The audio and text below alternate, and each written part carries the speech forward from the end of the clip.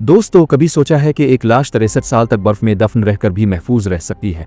अक्टूबर 2005 America के सीरा Nevada पहाड़ों में दो माउंटेनियर मेंडर ग्लेशियर के करीब पहुंचे।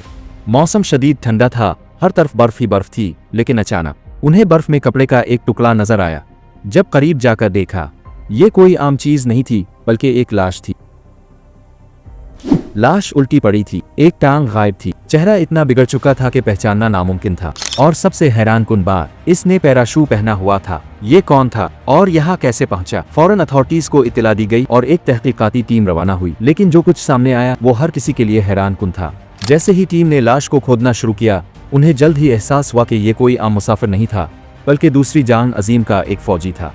जी हाँ, ये लाश 60 साल से ज्यादा पुरानी थी। जब वर्दी की तलाशी ली गई तो चंद चीजें मिले। कुछ 1942 के सिक्के, एक पुराना फैन और एक कागज जिस पर शायरी और गाने लिखे थे। ये फौजी कौन था? इसकी वर्दी पर नाम का बीज था, लेकिन वो बिगड़ चुका था। सिर्फ चंद अल्फाज पढ़े जा सकते थे, EOAM। ये क्या मतलब था? माहिरीन ने 1942 के फौजी रिकॉर्ड्स खंगालना शुरू किए और बिलाखिर एक ऐसा सरा मिला जो इस कहानी को हकीकी अंजाम तक ले गया। 18 नवंबर 1942 अमरीकी फौजी रिकॉर्ड्स के मुताबिक इस दिन एक अमरीकी एविएशन फौजी लापता हुआ था। इसका नाम था ल्यू अरोन मिस्टोनन। ये 7 जहाजों के एक ट्रेनिंग मिशन का हिस्सा था, लेकिन इसका जहाज पहाड़ों में गिरकर तबाह हो गया। इसके 3 साथियों की लाशें तो 5 साल बाद मिल गई, लेकिन ल्यू का कोई पता न चला।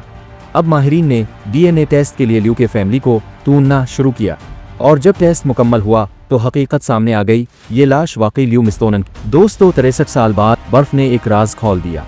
ल्यू जहाज के हादसे से तो बच गया, लेकिन पहाड़ की सख्तियों से नहीं, और वक्त ने इसे बर्फ में जमा कर रखा जैसे एक राज। ये कहानी आपको कैसी लगी? नीचे कमेंट्स में बताएं, और मजीद हैरानकुन कहानियों के लिए चैनल को सब्सक्राइब जरूर करें।